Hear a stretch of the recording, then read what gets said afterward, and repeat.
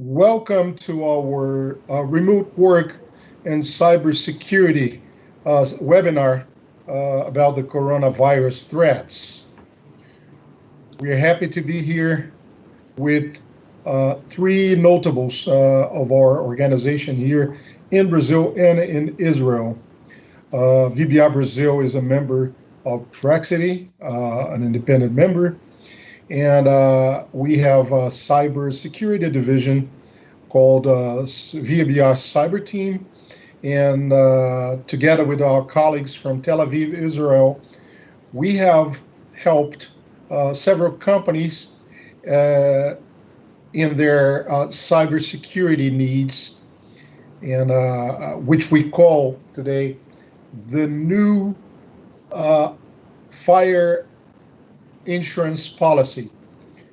Today, data is as important as facilities for our firms or our companies. And we are facing now a new threat called coronavirus. And we'll discuss this with our friends here. First, Oren Elimelech from Tel Aviv. Oren is a partner of VBR Cyber Team. He's an expert in cybersecurity with several important keynote speaks given around the world. And Oren is a very accomplished person in the area of cybersecurity. We have worked over the years in trying to implement cybersecurity, the newest, the most qualified and high-level cybersecurity technology. And Oren has, and his team from Israel has helped us a lot in this. Also together with us, we have Ricardo Furquim, who is our partner in our São Paulo office. He's a former KPMG partner, and he's been with us in Praxity for some time now, since we came back to Praxity fold. Also together with us, Lilian Lambert from our Curitiba office. Lilian's a former Anderson colleague with us for many, many years, and she is in charge of the risk advisory area. Well, since February, when we were caught by surprise by this threat called coronavirus, many of us, mainly in the service industry, we had to take very, very fast decisions. And I think that the most important of those decisions were the decision of decentralized work and place our professionals all over the place. Here in our firm, for example, we have many employees that are working remotely from their own houses. And frankly, we did not have a lot of time to plan for that. We were caught by surprise in the middle of the audit peak and the closing of the balance sheets, and without knowing very much how long that would take. In principle, that was defined to be something like 2 to 3 weeks to strengthen the health system to take care of the wave of problems generated by coronavirus.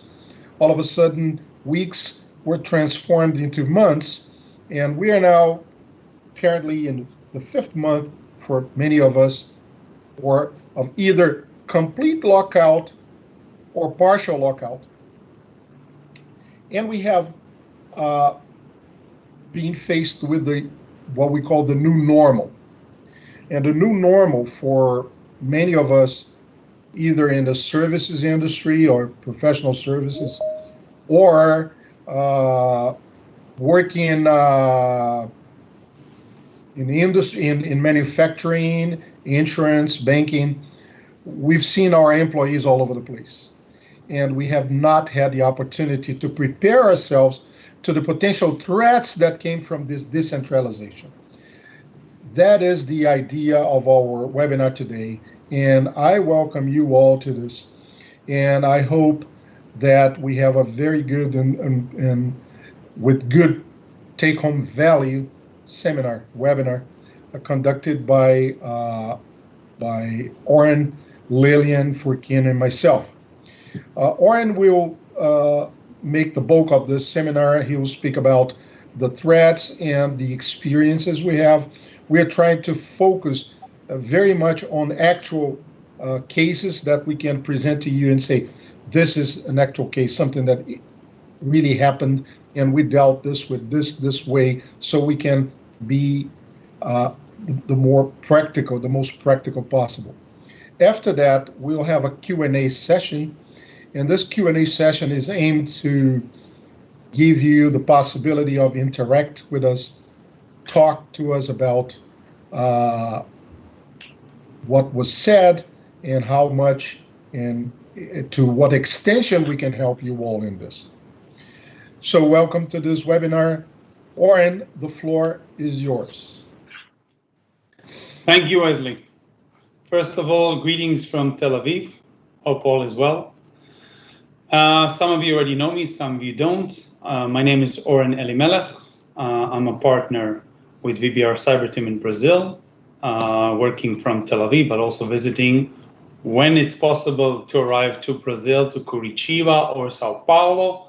But as COVID-19 that we're talking about is preventing this, so in the last 6 months I haven't flown anywhere. So for today, first of all, I want to say thank you for joining us. And as Wesley and my respected colleagues and partners from Brazil, we're going to talk about the remote work and cybersecurity on coronavirus threats. I would like to mention that this session is also broadcasted on YouTube, so there are other viewers. And as such, you are more than welcome to send your questions during the webinar. You can raise your hand, but it will be answered at the Q&A session after the presentation.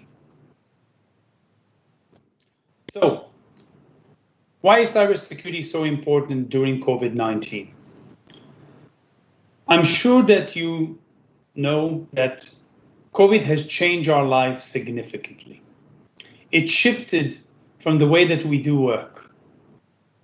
In the beginning of COVID, the corona pandemic, a lot of businesses were closed everywhere, not only in Brazil. We work in Israel, we work in Europe, we work in Africa, we work all over the globe, in the US, and a lot of businesses pretty much shut down. And for many, many weeks and months, there were no business, and this damaged business immensely. Hence, business shifted their work focus and opened their gates. And since we all know that COVID-19 is here to stay for some time, and a lot of the work is being done remotely. And we have seen in VBR Cyber Team businesses that were not susceptible for remote work, starting to work remotely. And I can testify that from example, even from a military and an Air Force perspective here in Israel. And a lot of secured enterprises and corporations, for example, banks, insurance company, credit card companies, ACH for transactions. These are very under regulation businesses that are not open for remote access, but because of COVID-19 are now enabling because they need to continue to work. And this is what is known as the new standard. So COVID-19 has changed the way that our daily routine is behaved, okay? And companies are accelerating their transition to remote work. And remote work is not only connecting via VPN, virtual private network, but shifting work to the cloud, for example, working with virtual conferences, Team, Zoom, WebEx, other application. Because of the health and business continuity perspective, one wants to keep the business flowing, but the health consideration protecting the life of the employees and ourselves. So having this newly opened attack surface, because you're enabling something that was not there before. And I can tell you from my experience, and this is something that we've seen in VBR Cyber Team in companies throughout the world. For example, companies that have 4,000, 5,000, 6,000 employees, maybe 5 to 10% worked remotely, VPN. And now 80% of them work remotely. So that is a very, very huge difference in this perspective. So the newly added attack surface, because of the remote connectivity to the outside world, brings a new challenge, a challenge of cybersecurity protecting these interfaces. So hackers, cyber adversaries, are quick to take advantage of this situation. They're using several techniques, for example, social engineering attacks, leveraging the news on the COVID-19 pandemic to make you open links, open files because of news regarding the COVID-19. And this is something that you should be aware of and train your employees working remotely. And all this newly expanded attack surface are giving them possibilities to exploit the technology that you're using, whether if it's VDI or something else, or VPN. And I can share with you, for example, 2 instances that we were involved. One of them even included the hackers picking up the phone and calling the office of the company that they wanted to attack and asking for support from the help desk to help them get connectivity. The second one took advantage of an employee working remotely. They hacked his home computer, and there's not much security on a home computer. And from there, they leverage an attack from inside the company because he was already connected to the office via remote desktop. And from there, sending an email from the inside. And in this case, they actually simulated a fax to an email and making people open something from the inside, like a bogus fax, and then taking control of their workstation and expanding, and then encrypting via ransomware the network. And this is just 2 examples that we've seen, and we'll share more with you. But you need to make sure that the new technology that you bring in order to allow the business to continue, because management wants the revenue to still flow. So what I usually hear is, open, we need to make them work from home. But nobody's taking into consideration the newly expanded attack surface and the risk that incur because of this. So hackers are leveraging new forms of social engineering attack. So you need to educate employees to lock their computers when they're leaving, because not always they're working from home. Could be that they're working from an internet cafe. They need to be aware of social engineering attacks, so they did not become a victim. So you need to train them to open coronavirus emails with great caution. And this brings a challenge to the security teams, because what was known as the old standard, before the coronavirus, of just several employees, a dozen, 20, 30, 50, now are hundreds or thousands working remotely. So to find the attacker in this traffic is a challenge, because the new processes, the new patterns of detection, whether if it's the time that they worked, the actions that they did, recording their session, and even if they had false positive, having a false positive on a few of them than hundreds is a big difference. So you need to find the needle in the haystack.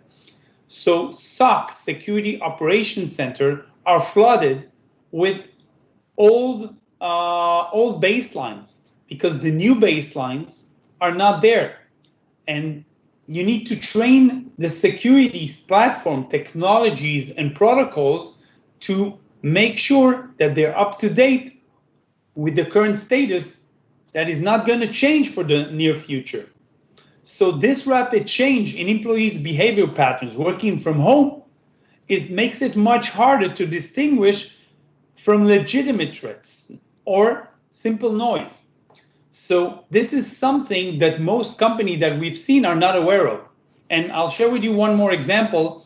We've seen a cloud provider providing an MSSP service for support help desk, for connectivity, for CRM, for ERP.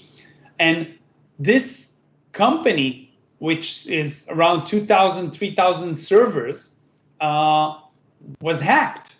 And it was due to the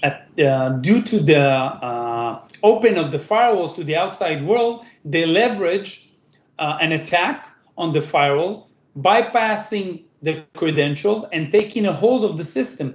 But because of all the noise from all the people working remotely, it was impossible to find the hacker, and they were in the system for weeks before being found by a simple mistake that they did.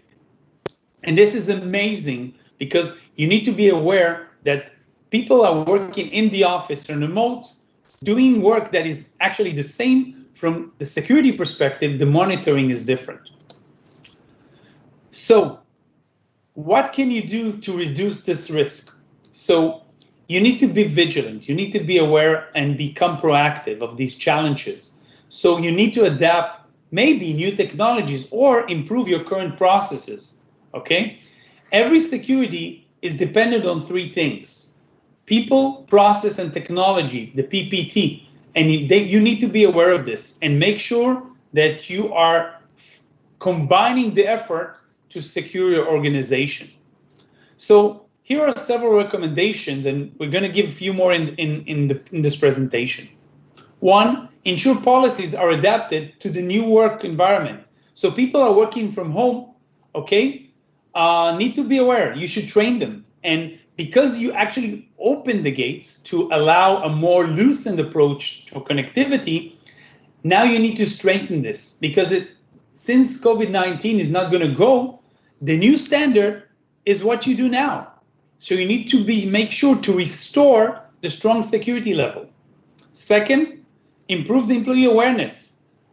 Train them, educate them, do some phishing email attacks yourself as a white hacker, or hire a team or contact us for this. But they need to be aware of social engineering attacks and fraud attempts because of confusion. Hackers are exploiting this fear out of the COVID-19 pandemic, and people are opening links and files that they should not open. And even if they do open, tell them, hey, no worries. Contact us, we'll assist you, because making sure that you are aware and there is connectivity between the home users and the security personnel in the office, it's what makes it important. Third, increase logging and visibility tracking, okay? So all connectivity for remote access need to be tracked. So you're able to collect the logs and get a detection on various patterns from attacker point of view. So collecting them is important, not only because of LGPD or other logging capabilities, but it's good practice to keep them so you can investigate, but also security tools need them in order to work correctly. Fourth, ensure to implement strong security controls and for everywhere, for the office, remote office, and even cloud. For example, if you're using Office 365, and this is important. And for example, having an SMS OTP, two-factor authentication, is a strong security controls when somebody connects from remote. This makes a very big difference for somebody to bypass that.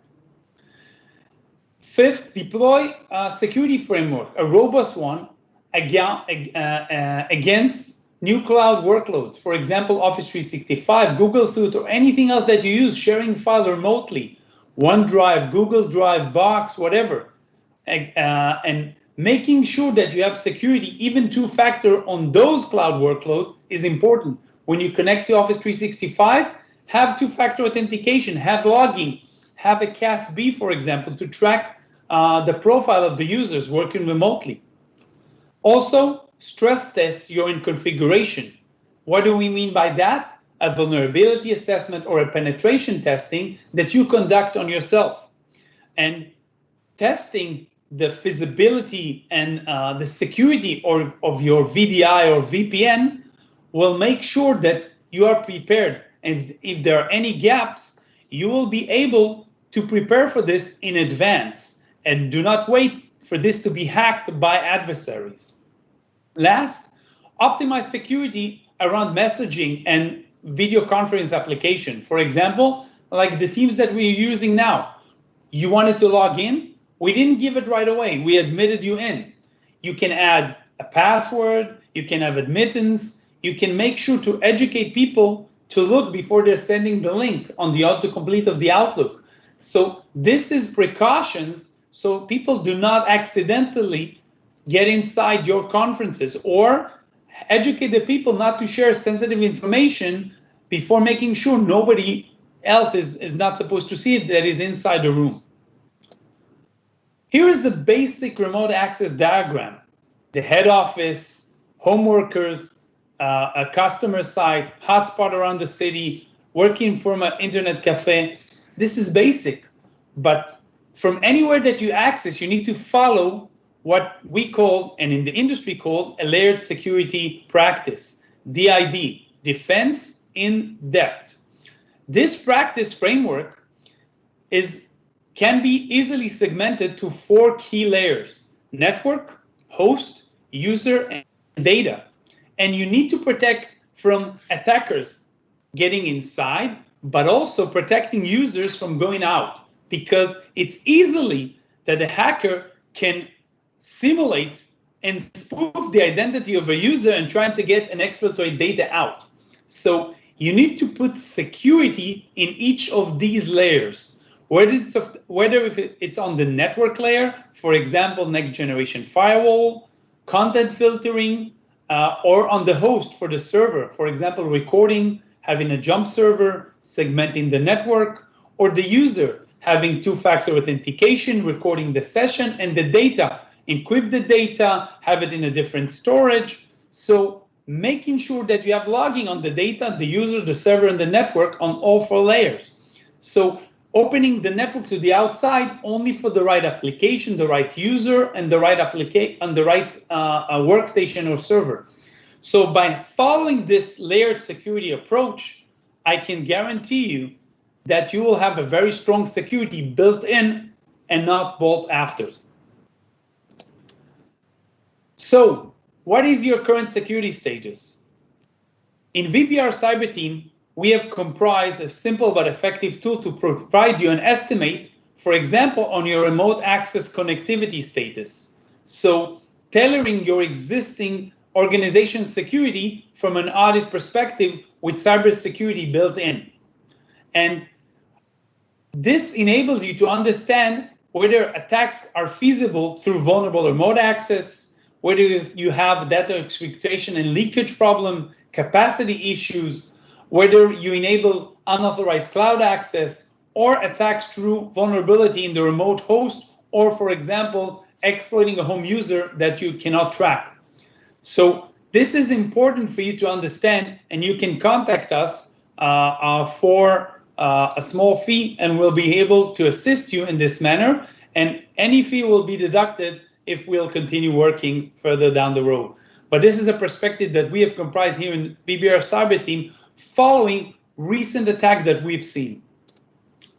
And you will receive a very detailed report looking at the virtual private network, the VDI or virtual application, remote desktop capabilities, cloud access, and you'll receive a very detailed roadmap how to improve your security during COVID-19 and making sure that you are aware of the right risks. Here are some other effective tips for remote work during the COVID-19 pandemic crisis that we've seen. First of all, strengthen all access to your devices from users, whether if it's inside, but mostly working remotely. First, a strong password. Don't use simple password, use complex password, but also add a two-factor authentication. It could be an application installed on your mobile, but it could be an SMS OTP. You can use Google Authenticator, Microsoft Azure Authenticator. which is free, both of them. But this is very good because it enables two-factor authentication. And two-factor is what I have, a device, and what I know, which is the SMS or the code presented on the application. Second, define automatic locking after idle timeout. Lock desktop, whether if it's from home users or inside. Make sure that it locks out automatically, okay? And also, I would also recommend that you record all remote sessions. This is not only on the logging of the text file and the databases, but also on the video recording. There are several applications that we can advise you here at VBR Cyber Team to improve on this. This way, even if somebody takes an exploit of somebody from remote, it will be locked, and you'll have, if not locked, you'll have an exact log what was happened to investigate. Also, educate users not to connect to any random Wi-Fi if it's an internet cafe or working anywhere in Brazil or abroad, okay? And make sure that they use a very complex password to the connectivity that is not the default one. And in this manner, I would even encourage going one step further, because people are working from home.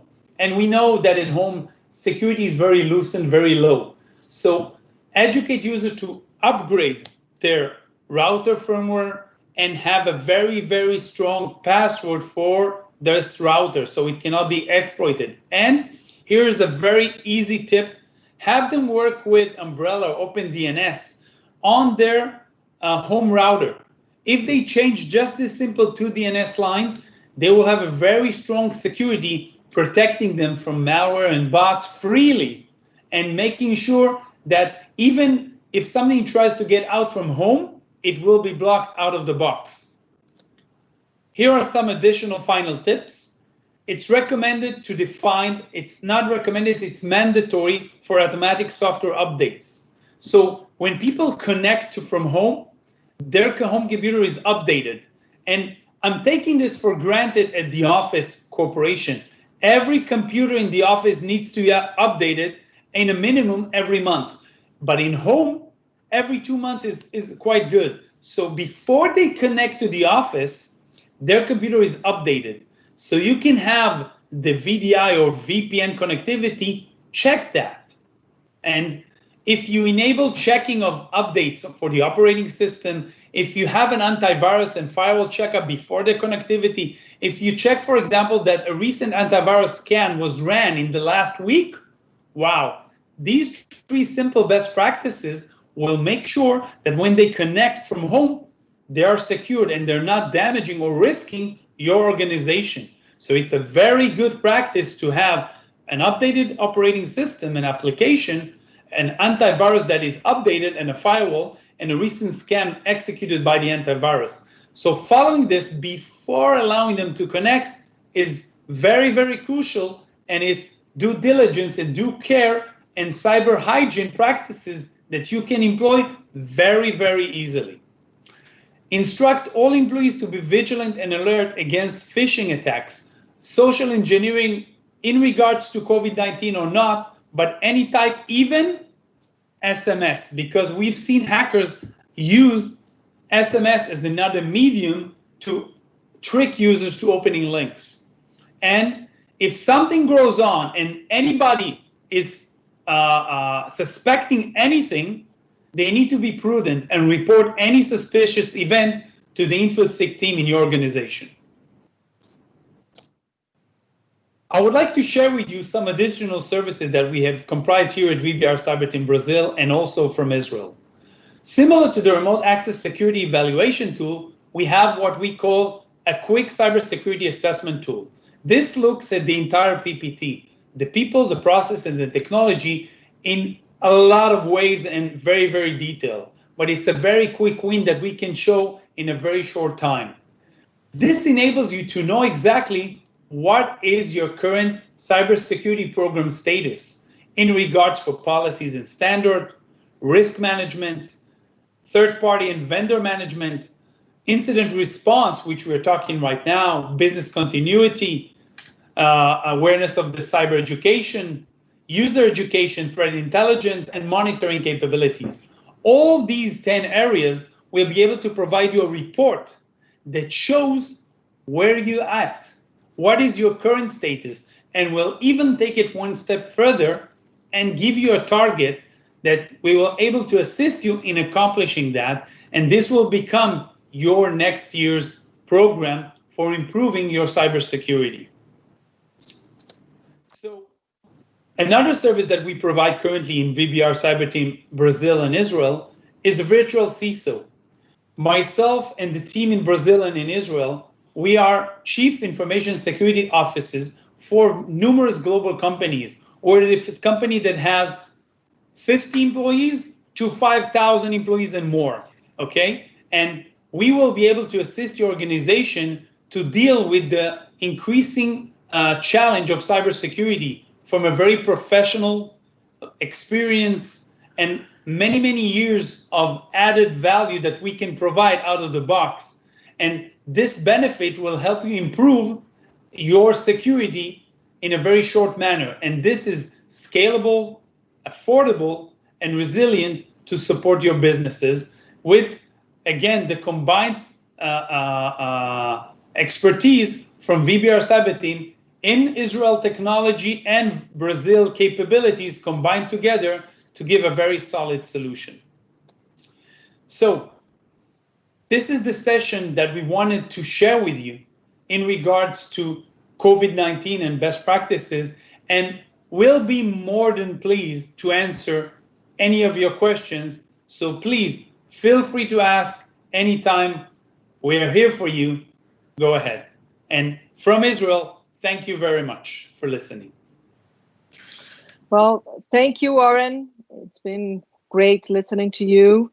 And we do have a few questions coming up from the chats. So I would like to make the first one, which from an audit perspective, having a client scattered all over the place, how can we as auditors understand the risks associated with the apparent lack of safety on our data?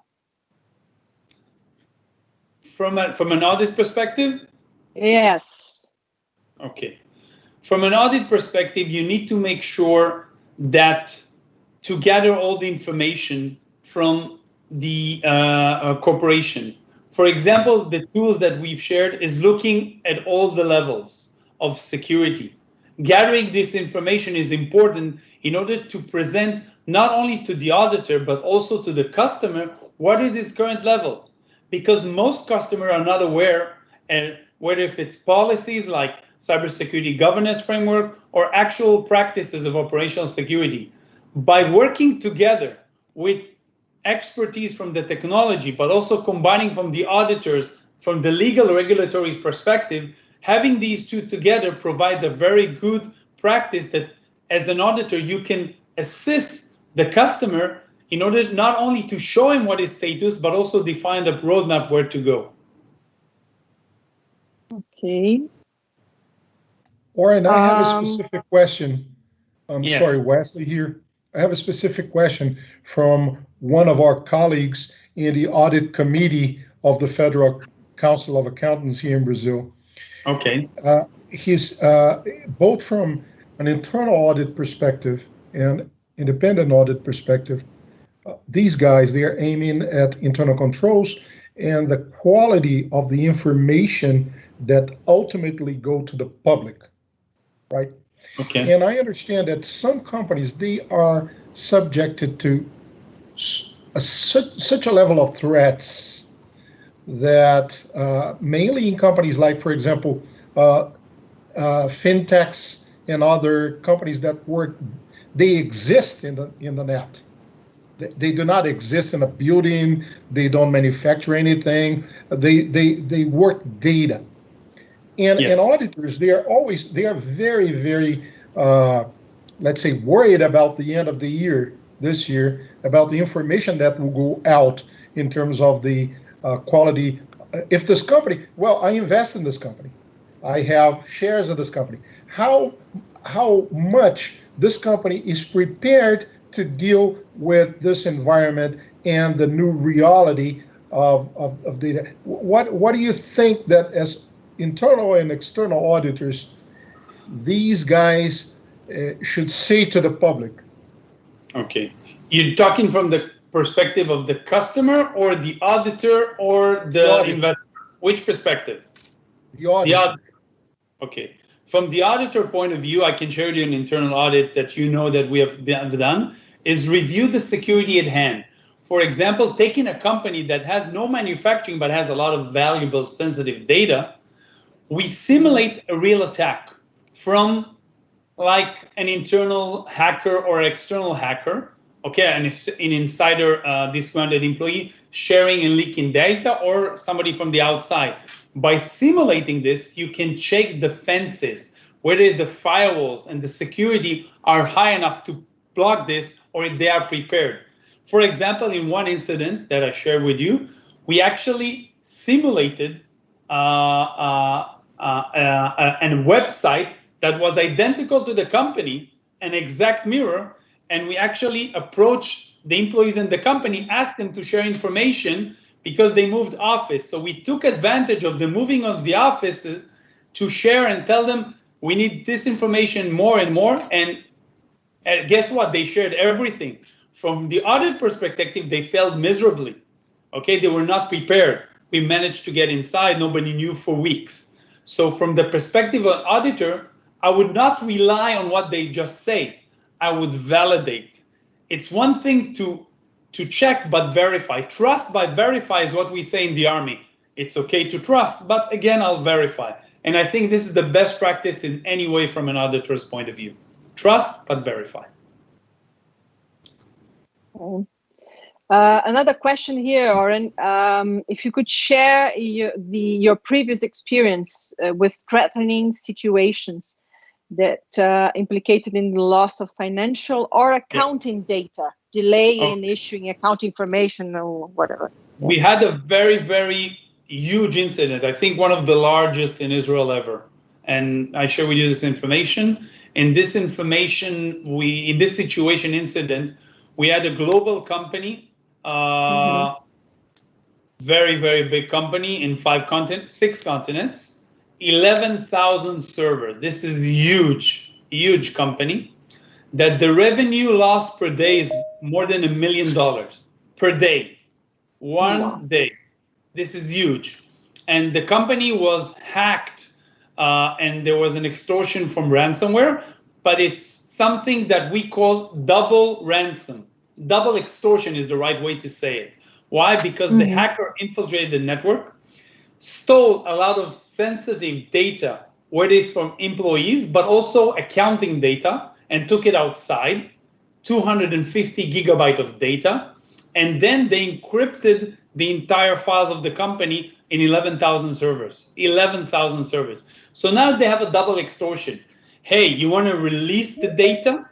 Hey, then you need to pay $2 million in order to release and I'll give you a key.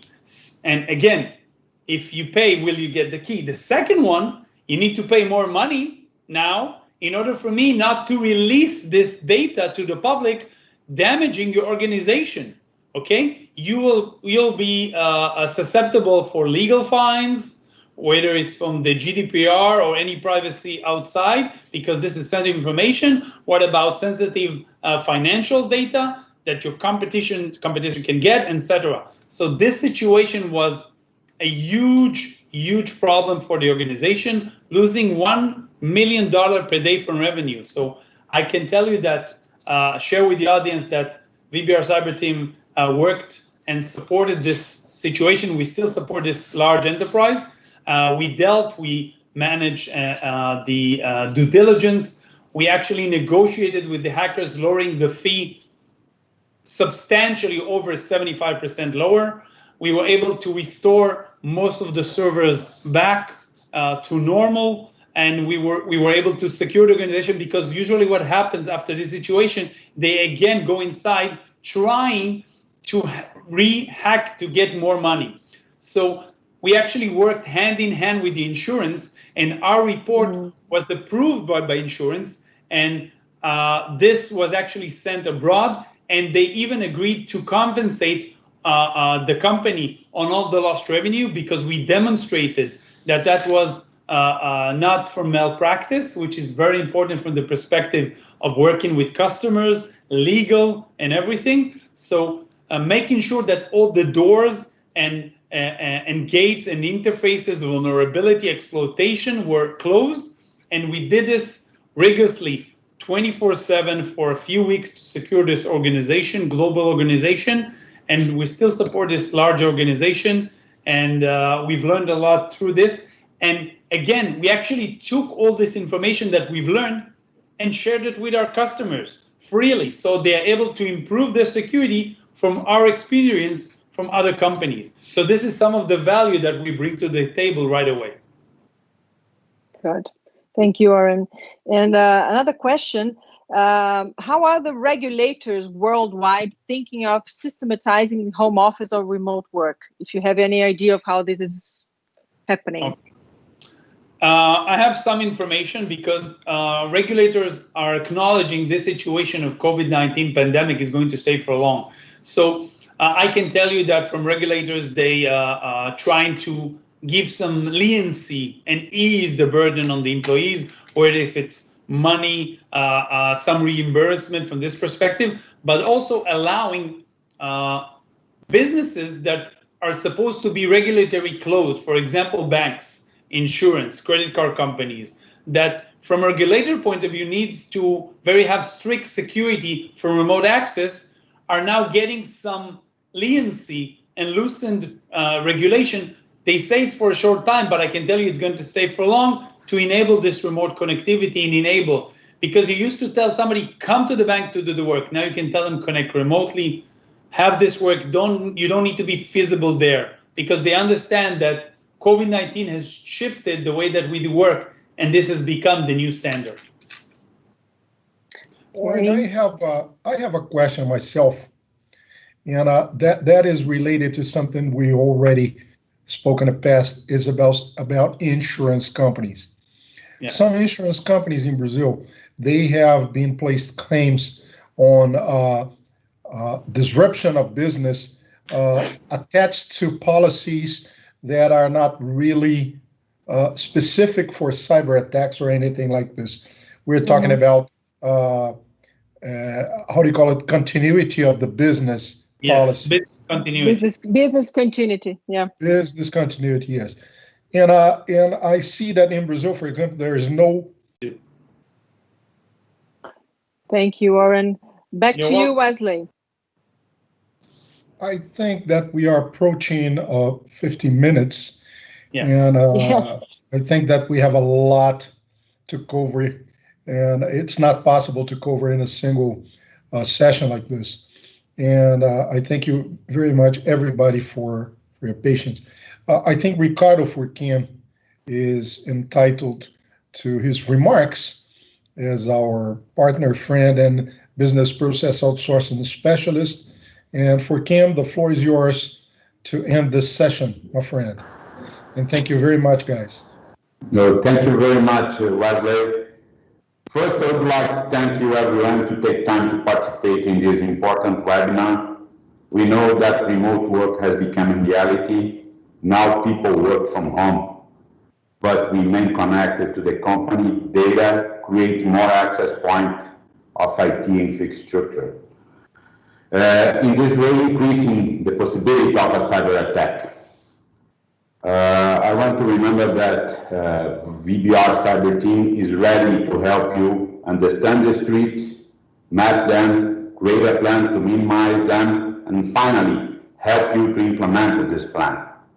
Our team is able to serve you and in any of our offices, Curitiba, São Paulo, São José dos Campos, and from Israel, we are all the team together to help you to pass this COVID-19 phase and to return to a new normal. Once again, thank you very much.